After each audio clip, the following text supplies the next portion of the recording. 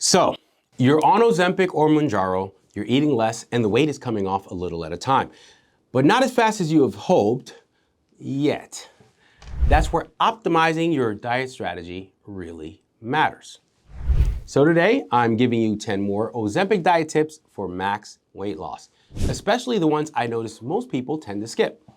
Because it's not simply about eating less calories, it's mainly about eating smarter, having a basic understanding of nutrition, and executing a strategic plan. Because when you follow the right Ozempic diet strategy, you will unlock the best possible results. So let's go ahead and dive in and make every bite count.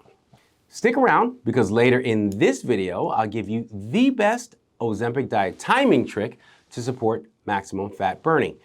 But first, a breakfast tip that changes everything. So tip number 1, front load your protein. Your first meal of the day sets your hormonal tone. Start with 30 to 40 grams of protein in the morning, and you'll stabilize your blood sugar, reduce cravings, and stay fuller longer. And that means the chances you'll make better choices all day are a lot higher, and this will lead to faster weight loss in the end. For breakfast, try eggs, Greek yogurt, a protein shake with chia seeds, and skip the toast and banana combo. That's a sugar crash waiting to happen. You can add fruit to breakfast, but remember to load the protein as well, and don't do fruit all by itself. A lot of people skip this because they just don't know about the power of protein, but it makes a massive, massive difference. Tip number 2, eat with a window and not with a clock. Instead of grazing from 8 a.m. to 8 p.m., try to consume the bulk of your calories within an 8 to 10 hour window. This gives your body time to enter fat burning mode. It's like giving your metabolism room to breathe. No need to fast aggressively, but creating some boundaries helps Ozempic work even better and helps to build the food discipline most people need while on a lifestyle change, looking to decrease weight or just to get chronic conditions under control. Stay with me now. The very end of this video has not 1, but 2 bonus tips to motivate and boost your weight loss. On to tip number 3, choose foods that digest slowly. It's not a secret anymore. GLP-1s like Ozempic and Mounjaro slow digestion. But that's only helpful if what you eat doesn't cause your blood sugar to remain too elevated for too long. Choose foods with fiber, healthy fats, and protein. Whole foods, generally speaking, think avocados with eggs, lentil soup, salmon with roasted veggies. That tastes so good. And avoiding ultra-processed snacks, even if they say keto or low carb on the label. Pro tip, if it's not found on a farm, growing or grazing, it's probably processed to some degree. Don't believe me? Head out to your local farm and grab a bag of trips off any tree you see. Please. See what I mean? Now for tip number 4.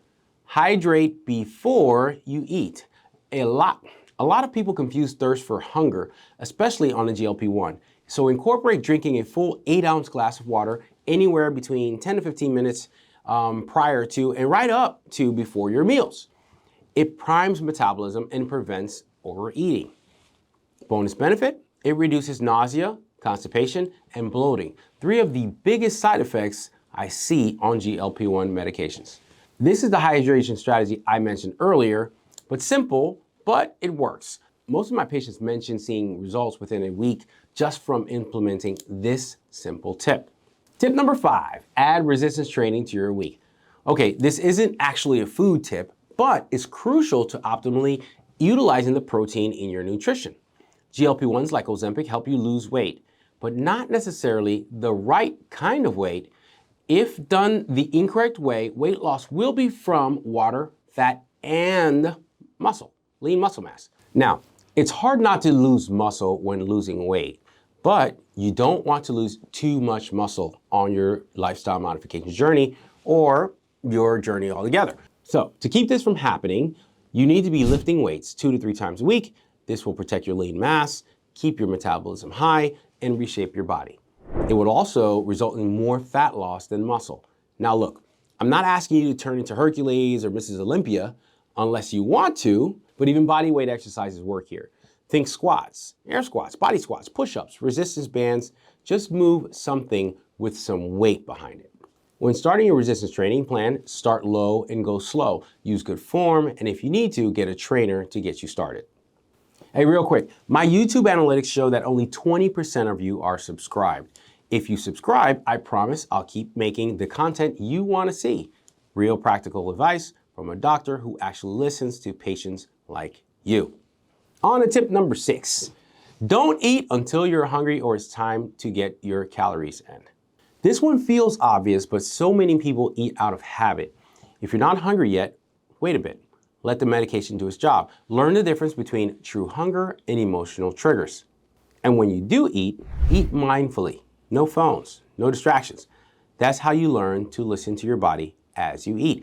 Be careful though, because as evidence from some consults I do here at the office and in the comment sections of my videos on YouTube, I see too many people who say, I can't even eat 1,200 calories a day, or I forget to eat all day. That's an absolute no-no. These meds aren't designed to starve you to your goal weight, but they can if you let them. But then that just makes them like any other fad.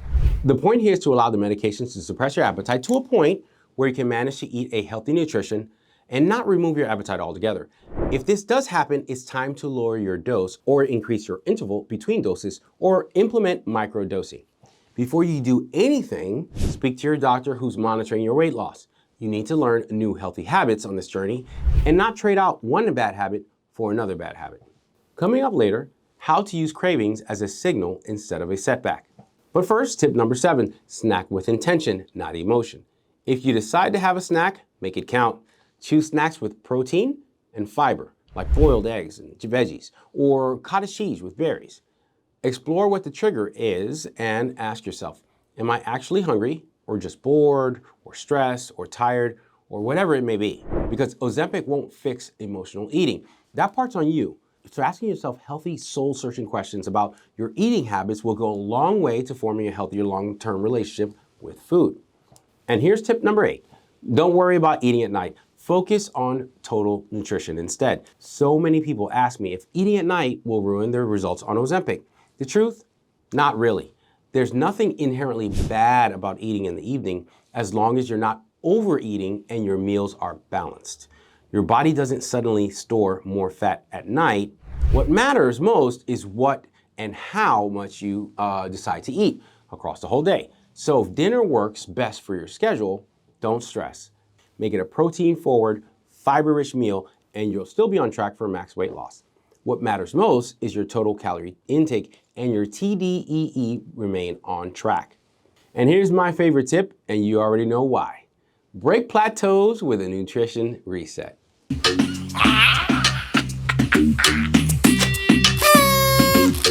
Yeah!